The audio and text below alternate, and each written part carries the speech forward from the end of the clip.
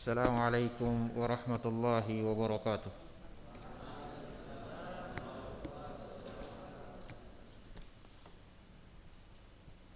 Alhamdulillah hamdan katsiran thayyiban mubarakan fih kama yuhibbu rabbuna wa yarda. Ashhadu an la ilaha illallah wahdahu la syarika lah wa ashhadu anna Muhammadan abduhu wa rasuluh. Yaqulu rabbuna jalla sya'nuhu a'udzu billahi minasy syaithanir rajim. Ya ayyuhalladzina amanu taqullaha haqqa tuqatih wa la tamutunna illa wa antum muslimun. Amma ba'du fa inna asdaqal hadithi kitabullah wa khairal hadi hadi Muhammadin sallallahu alaihi wa ala alihi wasallam wa syarral umuri muhdatsatuha wa kullu muhdatsatin bid'ah wa kullu bid'atin dhalalah wa kullu dhalalatin finnar.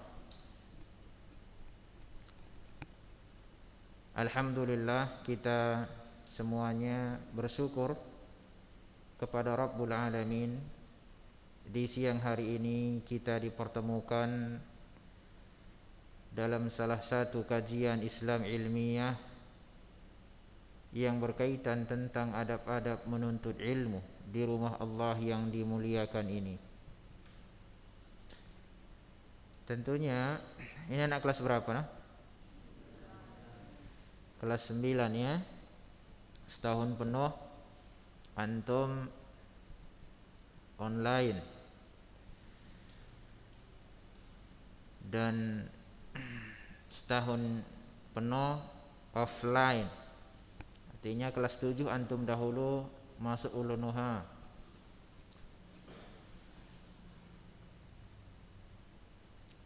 Yang kelas 7 hari itu sudah jumpa dengan ustadz di sini?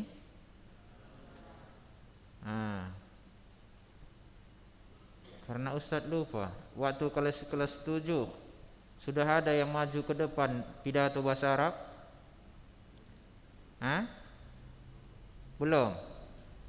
Atau pernah mengikutinya? Sewaktu kalian kelas 7 ya? Iyalah. Sewaktu kalian kelas 7 program kita masih ada muhadarah berbahasa Arab di halaman ya kan? Baik.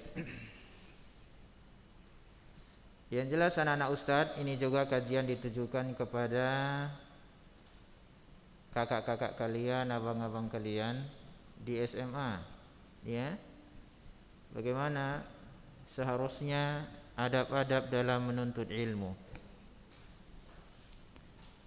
Ilmu adalah perkara yang wajib kita pelajari, atau salah satu kewajiban kita yang Allah perintahkan kepada kita. Sebagaimana sabda Nabi kita yang mulia alaihi salatu wassalam, talabul ilmi fariidatun ala kulli muslim.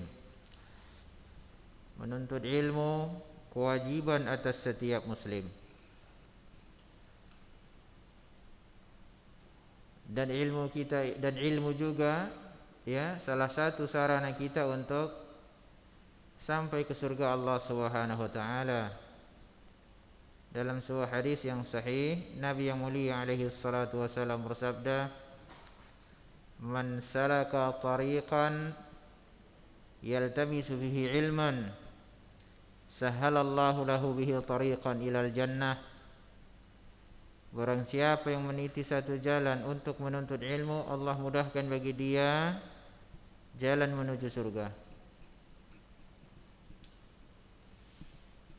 Di dalam hadis ini nanti kalau sudah SMA mempelajari ilmu usul fikih, atau anak SMA juga akan mempelajari usul fikih,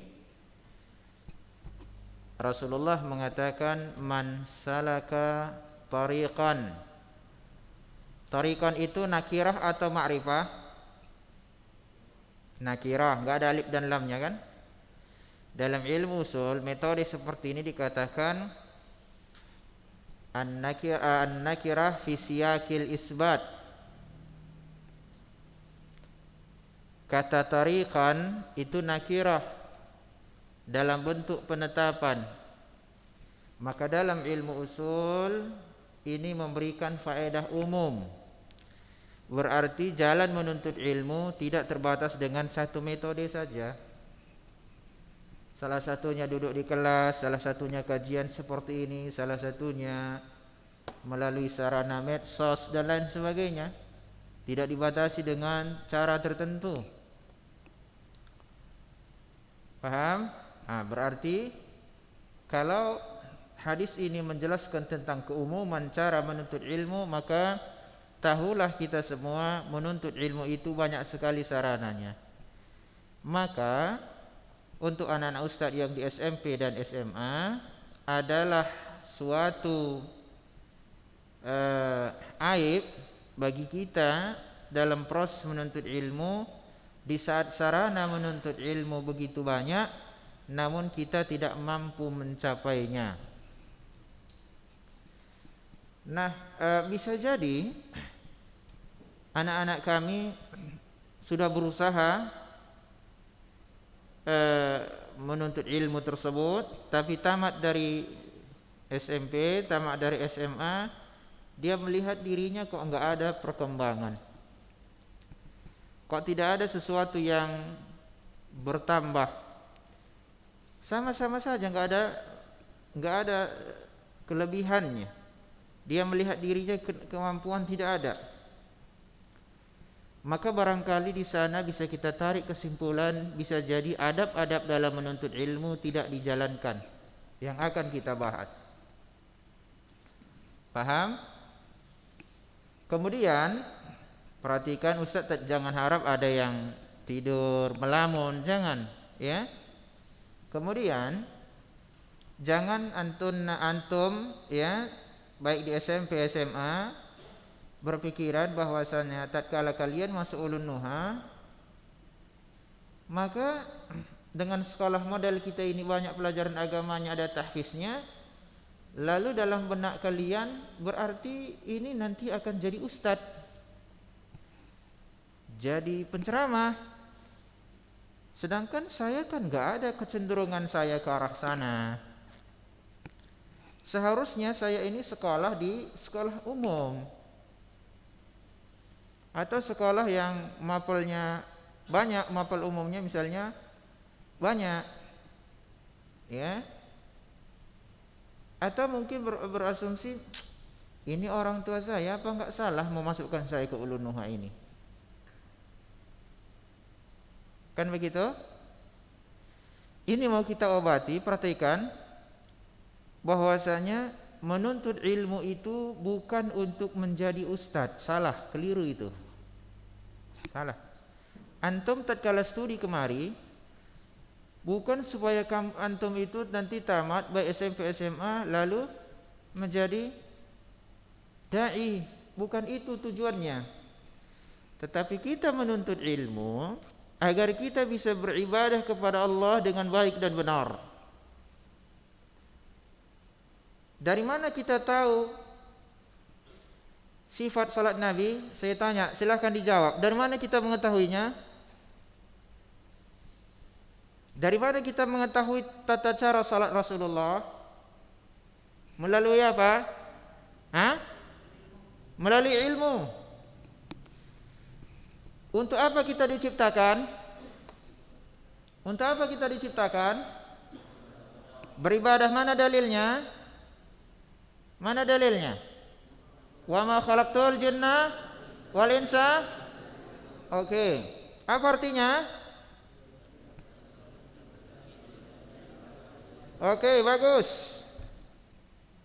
Bagaimana cara beribadah kepada Allah kalau begitu? Dengan cara apa? Dengan cara apa? Menuntut ilmu. Alasannya kenapa? Nanti di akhirat setiap orang yang beribadah di muka bumi ini diuji ibadahnya dengan ibadah siapa? Dengan ibadah siapa? Rasulullah. Ustadz salat nanti di akhirat akan dilihat cara salat ustadz dengan cara salat Rasulullah. Sama, diterima, kalau enggak ya enggak.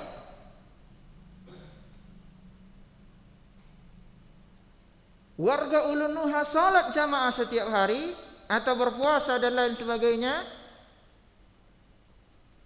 Lalu nanti di akhirat dilihat bagaimana kesesuaiannya dengan amalan Rasulullah, sama diterima, kalau enggak ya enggak.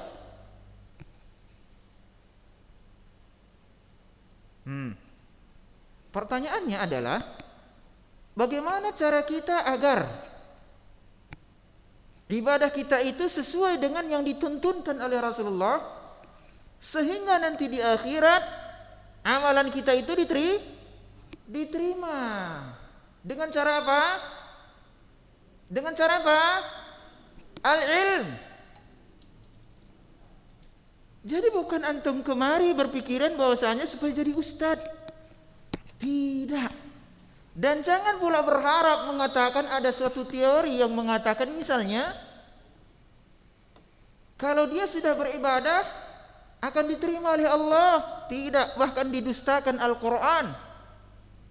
Ada orang beribadah, banyak ibadahnya masuk neraka. Mana buktinya? Silahkan baca dulu surat Al-Ghasyiyah. Satu orang. Ya Allah. Nih, siapa namanya anakku? Ramadan Akbar. Daniel Akbar. Daniel itu ada nabi. Nabi Daniel ada. Daniel Akbar. Oke. Berapa hafalannya?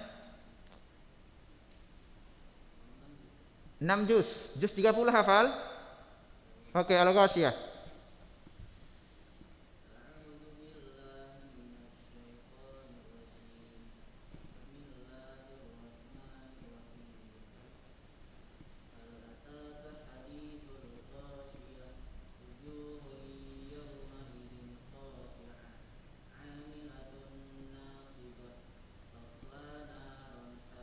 Cukup. Rasulullah Allah berfirman, hal ataka hadithul ghasiyah. Belum datangkah kepada kalian atau kepadamu berita tentang hari kiamat? Wujuhu yawma idin khasiyah, di mana pada waktu itu wajah-wajah tertunduk lesu. Umumnya kalau orang tertunduk lesu, kapan kalian melihat ada orang tertunduk lesu begini? Pernah kalian melihat orang-orang yang dipakaikan baju oranye? Baju oranye. Baju oranye itu baju apa? Baju apa? Hah? Baju oranye, baju penjara. Kalau kalian lihat pelaku kriminal yang ditangkap kepolisian, ada enggak dia setelah pakai baju oranye itu dia percaya diri, ketawa-ketawa begini, atau dia begini semua? Begini semua kan? Apa kira-kira tandanya itu? Tanda penyesalan. Berarti akan ada orang menyesal di akhirat, bukan karena enggak ada amalannya. Karena ayat yang berikutnya mengatakan amilatun nasibah. Dia beramal dengan amalan yang letih, capek, banyak ibadahnya, banyak zikirnya, banyak baca Al-Quran, banyak salat. Apa yang dia dapatkan setelah itu? Masuk surga? Enggak. Tasla naran hamiyah. Dia dengan ibadahnya yang begitu banyak, dia lelah capek di muka bumi ini beribadah, dimasukkan ke dalam api neraka yang menyala-nyala.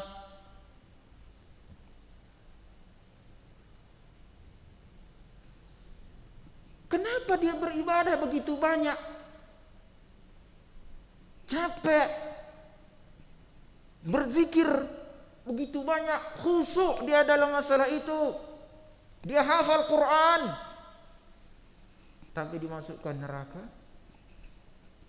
Berarti gagal dalam peribadatan. Hal itu semua karena tidak mengikuti aturan main di dalam Islam. Dengan mentauhidkan Allah dalam peribadatan dan ittiba kepada Rasulullah dalam pengamalan.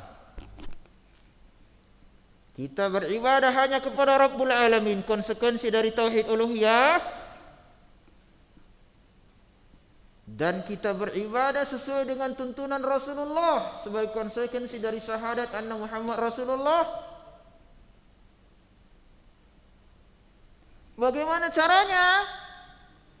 Ilmu, mempelajari al-ilmu. Jadi bukan karena antum kemari supaya misalnya mau jadi ustaz ini, enggak, supaya kita bisa beribadah kepada Rabbul Alamin dengan baik dan benar. Agar bisa kita membedakan mana tauhid, mana syirik, mana sunnah, mana bid'ah. Paham? Jadi jangan sempat nikmat yang Allah anugerahkan kepada antum ataupun yang melalui online SMA ada penyesalan di dalam dirinya. Dia merasa ini adalah sebuah azab, sebuah kesengsaraan. Dia mempelajari sesuatu yang dia tidak minat. Ajaran Islam bukan masalah minat tidak minat, tapi sebuah kewajiban. Karena ada sebagian ilmu hukumnya fardu ain. Enggak boleh orang lain, antum misal mengatakan, kalian saja yang belajar tata cara salat, saya yang salat. Tidak, Anda pun harus belajar bagaimana salat tersebut. Kalau enggak, wujuhu yawma idzin khasyah. Paham?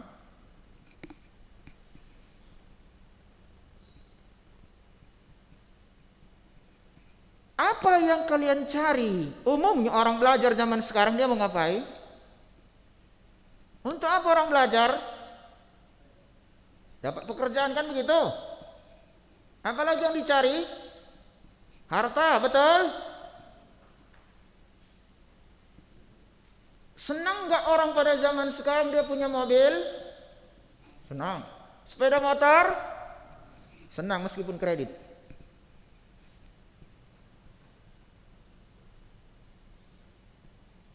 Karena yang memakai tata cara dunia. Tapi Rasulullah sallallahu alaihi wasallam bersabda begini. Innallaha la yanzuru ila suwarikum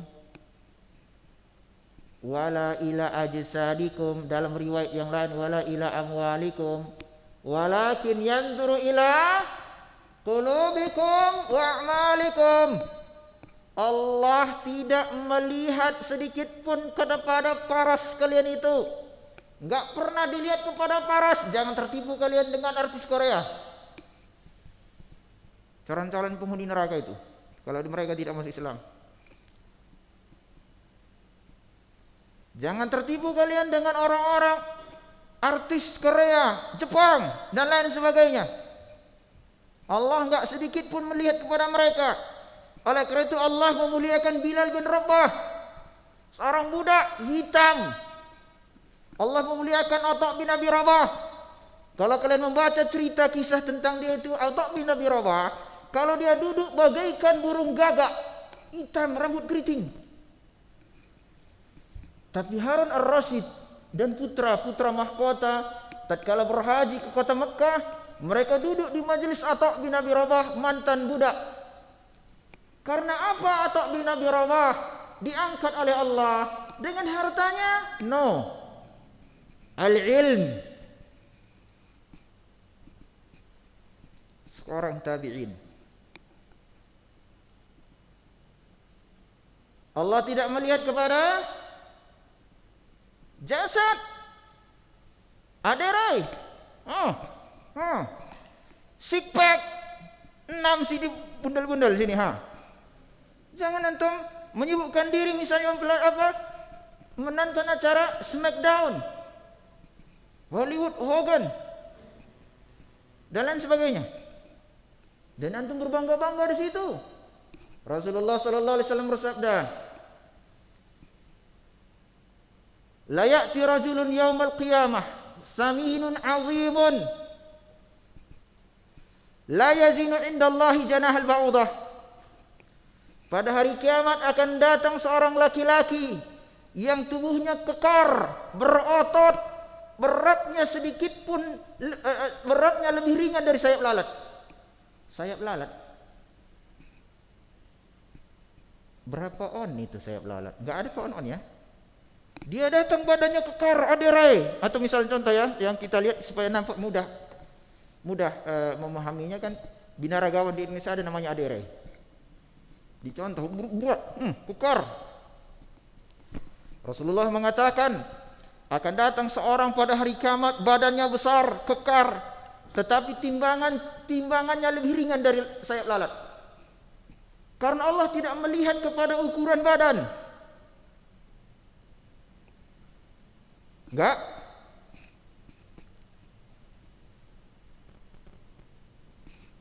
Allah pun tidak melihat kepada harta. Jangan nanti itu petentang-petenteng di jalan raya bawa sepeda motor. Zaman sekarang, tatkala Rasulullah sallallahu alaihi wasallam bersabda dalam sebuah hadis yang sangat panjang.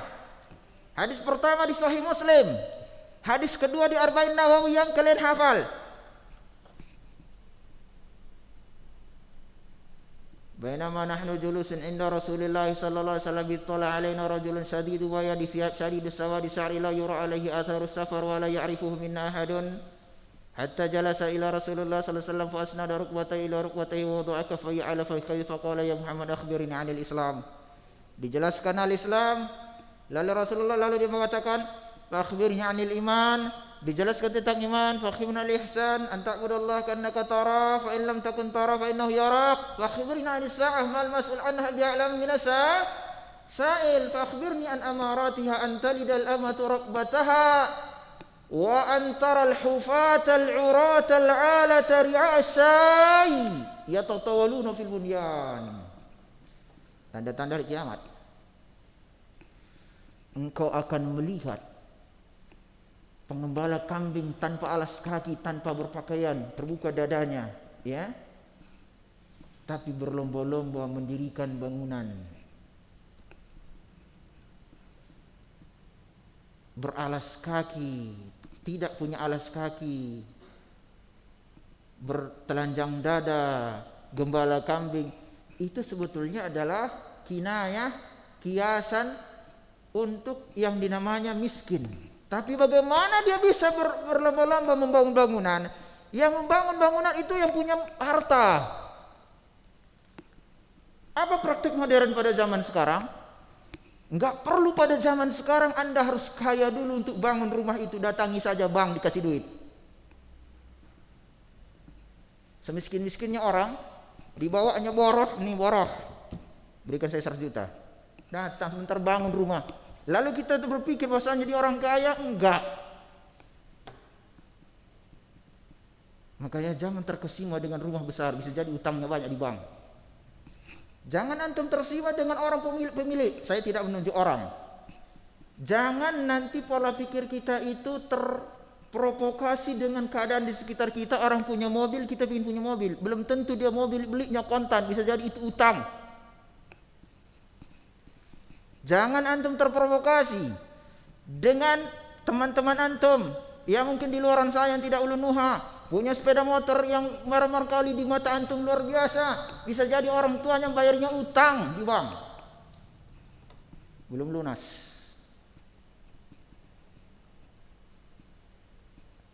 Inilah dunia itu. Maka Rasulullah mengatakan, "Lau kanatid dunya ta'dilu indallahi janahal ba'udah masa minha kafiran sarbatal ma'." Seandainya dunia ini, siapa pemilik dunia? Siapa pemilik dunia? Allah. Yang namanya pemilik, dia lebih mengetahui keadaan itu. Dia mengatakan tentang dunia, tabaraka wa ta'ala, kalau saja dunia ini setara di sisi Allah bagaikan sayap lalat, tidak akan diberikan orang-orang kafir itu meskipun setetes air ini. Tes, nggak dikasih. Kalau memang dunia ini ada harganya. Tapi pada faktanya antum bisa lihat orang-orang kafir yang menantang Allah, ekonominya oke-oke. Berarti dunia ini lebih rendah dari sayap lalat di sisi Allah. Nggak ada artinya. Tatkala antum mendapatkan bencana, saya tanya, di saat datang tsunami, paham? Seandainya ada tsunami di muka bumi ini, datang kemari misalnya, kita semua, ini sekedar contoh, menyelamatkan diri lewat RP bergepok-gepok hanyut. Kalian menyelamatkan diri atau nangkapi duit? Saya tanya kalian, ini lagi mau datang tsunami. Udah enggak begini, enggak. Berenang kan sepandai-pandainya orang berenang, kalau enggak ada pegangan pasti capek. Betul? Datang uang, hanyut uang. Masih berpikiran kali ngutipi uang itu atau menyelamatkan diri? Menyelamatkan dirilah.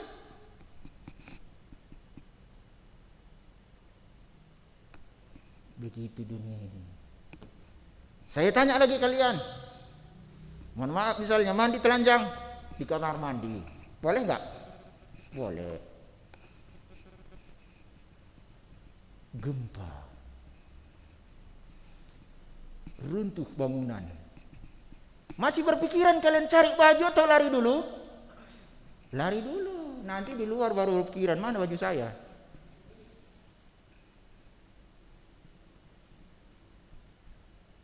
Ini dunia. Di akhirat lebih mengerikan.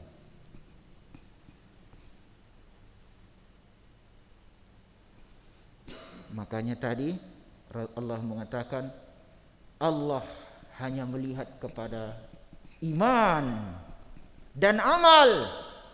Bagaimana supaya iman diterima, amal diterima? Al-ilm, enggak ada cerita yang lain. Mau seperti apapun banyaknya uangnya, mau seperti apapun jabatannya di dunia ini, dia enggak akan bisa mampu membeli iman. Dia tidak akan bisa membeli amal saleh. Tetapi itu bisa semua didapatkan oleh orang yang tidak memiliki apa-apa di muka bumi ini. Cukup dengan al-ilm. Nanti di akhirat baru dia mendapatkan apa yang orang-orang di dunia ini dapatkan. Para ulama bukan tidak bisa dia kaya. Para ulama karya tulisnya di mana-mana. Jika dia bilang ini hak paten punya saya, siapa saya mau cetak kasih persenan sama saya. Apa enggak jadi miliar dari para ulama semua? Kitab-kitab milik ulama. Tapi mereka tak mau. Kalaupun ada paling sederhana, jangan kalian jual dengan harga mahal. Atau bahkan dia mengatakan seluruh karya tulis saya infakkan kepada kaum muslimin. Dah? Nah ini sekedar pembukaan dari Ustadz agar kalian itu tahu kenapa belajar. Jangan berpikiran kalian ke Ulu Nuha ini supaya menjadi seorang Ustadz, supaya ini enggak, supaya tahu bagaimana beribadah kepada Rabbul Alamin.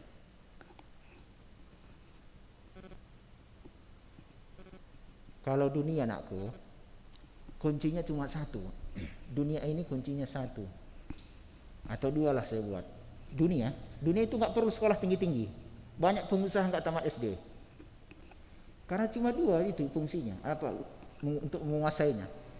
Satu, sungguh-sungguh ya. Sungguh-sungguh ya dalam masalah urusan dunia ini. Ya. Itu hanya butuh kesungguhan.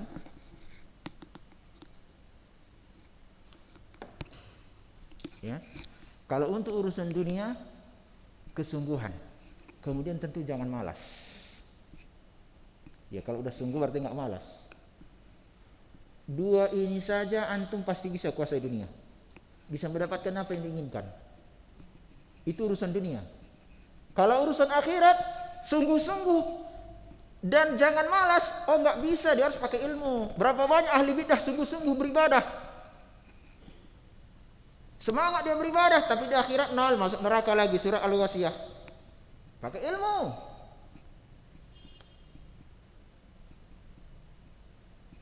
Mendapatkan ilmu syar'i harus pakai guru. Antum belajar sendiri menyimpang, jalan-jalan pinggir jalan bawa plastik, gila.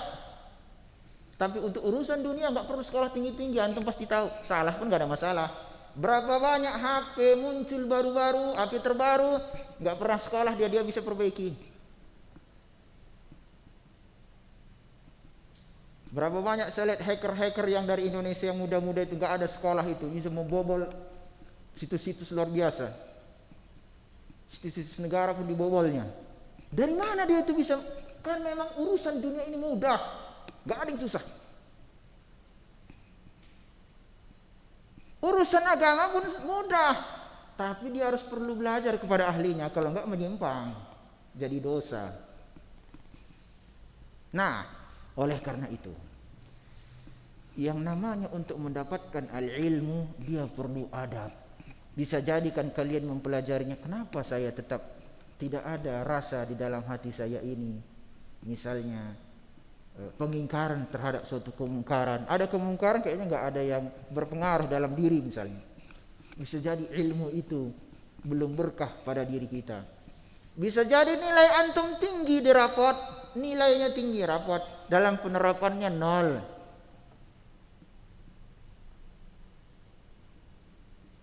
Ya, maka kita butuh yang namanya apa? Adab. Itulah yang akan kita bahas. Tulis judulnya adab-adab menuntut ilmu. 1. Mengikhlaskan niat kepada Allah. 1. Mengikhlaskan niat kepada Allah.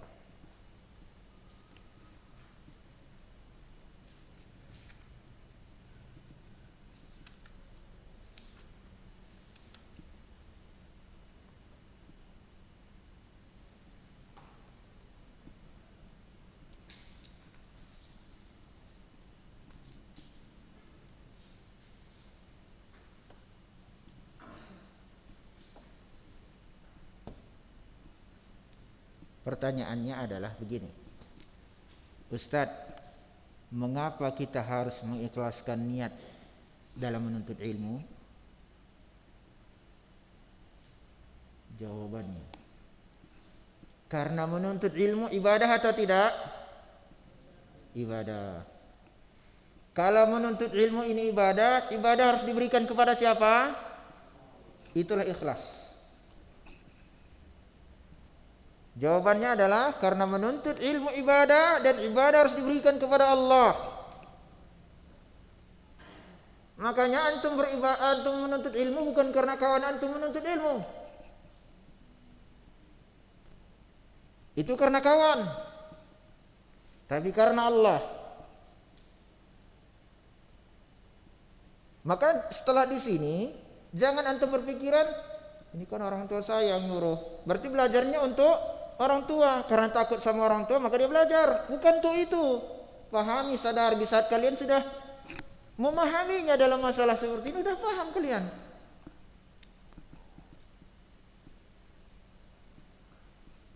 Yang kedua, kenapa mesti ikhlas? Karena seseorang tidak akan mendapatkan ilmu yang bermanfaat kecuali kalau dia ikhlaskan dalam menuntut ilmu tersebut. 2 itu kalian tulis, jangan lupa. Kenapa mesti ikhlas? 1, karena menuntut ilmu ibadah, dan ibadah hanya diberikan kepada Allah. 2, tanpa keikhlasan maka seseorang tidak akan mendapatkan ilmu yang bermanfaat.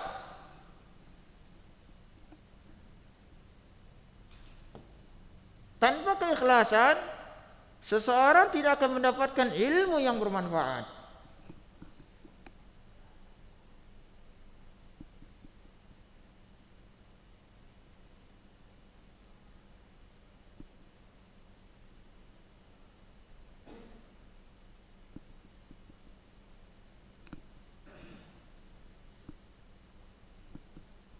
Dari sini maka kita bisa melihat ada perubahan atau tidak ada perubahan pada penuntut ilmu. Kita bisa melihat keikhlasannya. Kalau ada orang menuntut ilmu, diajari dia akidah, diajari dia hadis, menghafal Al-Quran, akhlaknya tak berubah, berarti dia tidak ikhlas menuntut ilmu. Karena seharusnya keikhlasan dia itu mengantarkan dia untuk ke arah yang lebih baik. Kalau dia malah melawan orang tua, mencuri, tidak salat.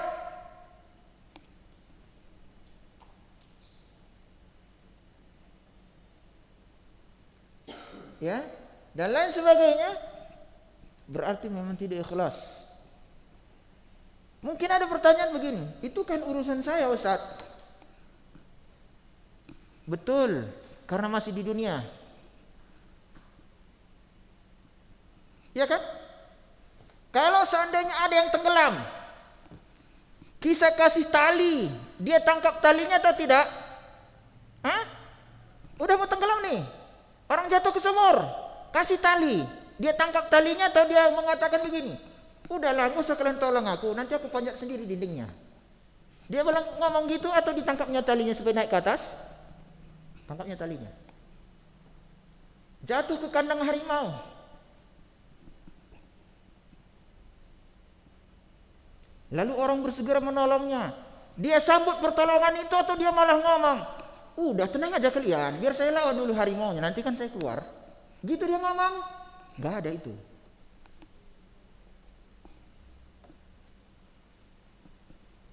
Nah, kenapa dalam urusan seperti ini manusia, khususnya para penuntut ilmu gak sadar? Karena azab gak di tempat. Kalau seandainya azab di tempat, udah semua gak ada orang bermaksiat.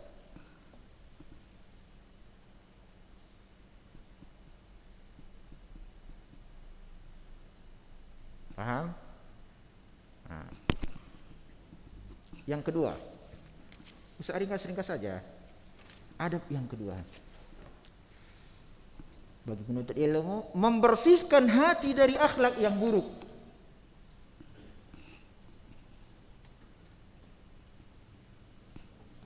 Membersihkan hati dari akhlak yang buruk.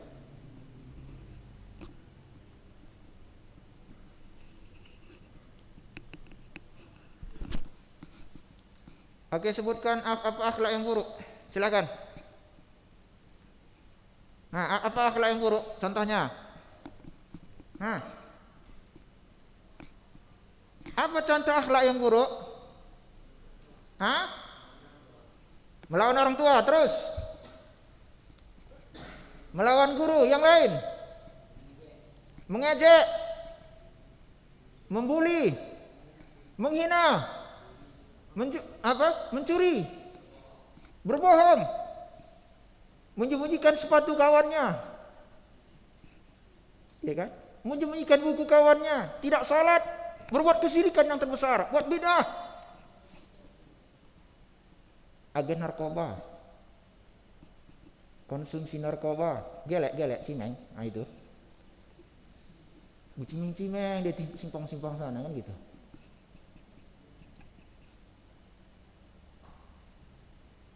Ya, main game, udah pasti itu main game. Ustaz banyak memetakan sekarang orang banyak main game, Mobile Legend, nah kan gitu ya, hafal semua itu.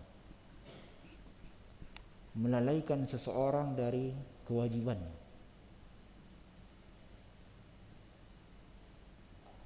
Kalau saya tanya kalian, dapat apa sih kira-kira dari main game? Pertama, pulsa habis. Atau misalnya di-download lah, waktunya yang habis. Pertanyaan Ustadz, itu nikmat gak? Waktu kosong nikmat tidak? Uang untuk beli pulsa nikmat tidak? Ya, harta itu. Nanti di akhirat ditanya, apa jawabannya? Main game gitu. Di akhirat ditanya. Nggak percaya kalian, nanti akan kita ketemu lagi di akhirat. Kita akan ketemu lagi di akhirat. Ya. Karena seluruh manusia mulai dari zaman Nabi Adam sampai orang yang bertemu dengan hari akhirat akan dikumpulkan di satu tempat. Dan semuanya akan dihisab. Kalau ada kezaliman dan lain sebagainya, semua akan dihisab. Akhlak yang buruk. Oleh karena itu, wajib atas setiap penuntut ilmu membersihkan hatinya dari akhlak-akhlak yang buruk.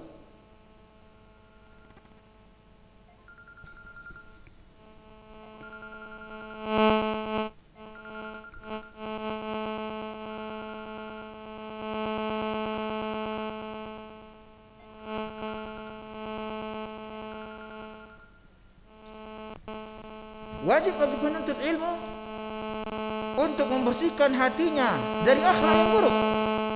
Paham itu? Nah. Sudah? Baik. Oleh karena itu kalau terjadi penuntut ilmu, antum diajarkan akidah di sini, diajari fikih, diajari berbagai macam disiplin ilmu, tetapi akhlaknya makin buruk, ini bermasalah.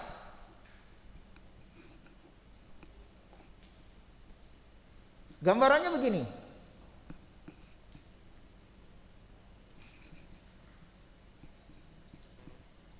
Saya mendapati kabar anak ulunuha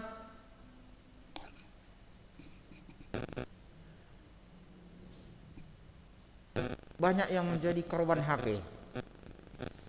Yang dahulu di sini dia orang baik, orang tuanya melaporkan terjadi permasalahan, korban HP.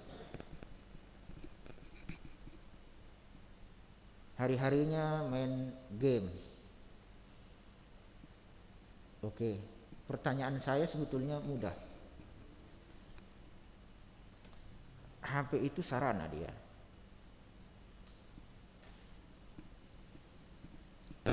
Dan kalian pun diajarkan di setiap harinya ada pelajaran, meskipun secara online. Dan bahkan setahun, misalnya ada sebagian dari siswa atau siswi baik di SMP dan SMA secara offline, datang ke kelas sebelum ada pandemi. Coba tanyakan, apa yang menyebabkan kalian itu setelah mendapatkan ilmu syar'i tersebut, diajarkan kalian akidah, diajarkan fikih, diajarkan hadis, bergaul di sini, diperhatikan pergaulannya dan lain sebagainya.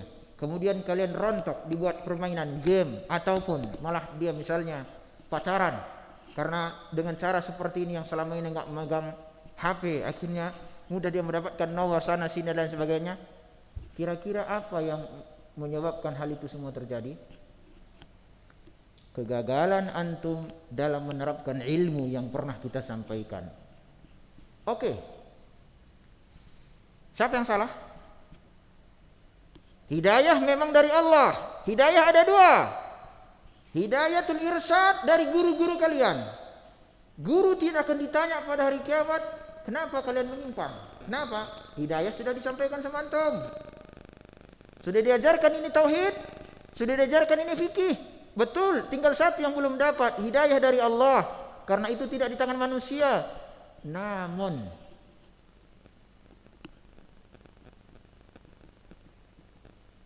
para ulama mengatakan, jika datang kepada kalian satu hidayah, petunjuk Islam tentang kebaikan, tidak diterima, malah ditolak, maka besar kemungkinan dia tidak akan datang lagi. Besar kemungkinan dia tidak akan datang lagi. Hidayah memang dari Allah. Ya, tinggal bagaimana kita mendapatkan hidayah Allah itu, sedangkan telah sampai kepada kita hidayah petunjuk.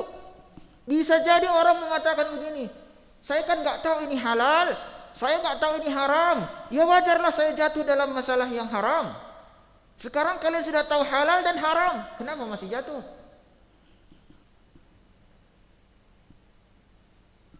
Kita kan memiliki kemampuan memilih. Kenapa pilihannya yang buruk? Itu jawab sendirilah. Jika seandainya, padahal secara logika, kalau di sini ada api, di sini ada, ya kita katakan ya, air lah. Apakah kita akan lompat ke api? Saya tanya, antum lompat ke api atau lompat ke air? Di sini ada kolam renang, di sini ada kebakaran, sebelah-sebelahan, anggap seperti itu. Lalu antum memilih lompat, silakan mau kemana kalian melompat? Lompat kemana? Bisanya, kenapa dalam masalah kehidupan sehari-hari nggak bisa mengontrol diri? Nah itu hati-hati. Nah, baik, waktunya sudah habis. Ada yang ingin bertanya silahkan. Ada sekitar 5 menit lagi. Silahkan yang mau bertanya. Ada yang bertanya? Atau semua udah paham? Coba baca. Apa yang dicatat nakku? Yang baju merah? Ya. Baca yang apa yang dicatat? Iya baca ya.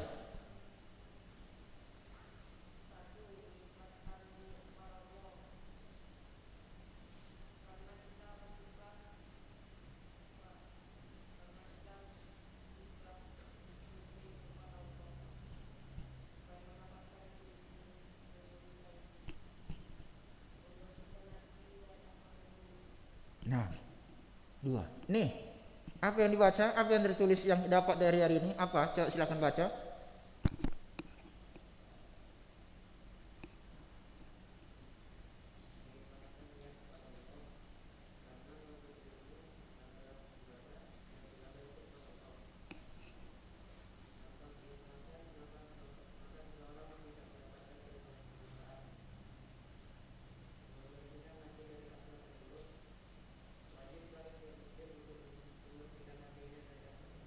Alhamdulillah. Intinya yang saya tangkap kepada kalian semua dari dua orang yang membaca ini, kalian ini orang-orang cerdas. Potensi-potensinya ada. Sayang dipergunakan untuk main game. Kenapa kalian nggak jadi ilmuwan? Buktinya apa yang saya sampaikan kalian bisa menulisnya, bisa meskipun dengan bahasa yang berbeda tapi intinya sama. Ada potensi nih pada diri kalian. Ada tanggung jawab besar menanti kalian juga. Maka gunakan potensi itu untuk hal-hal yang positif. Demikian. Wassallallahu wasallam ala nabiyina Muhammad. Wallahu a'lam. Assalamualaikum warahmatullahi wabarakatuh.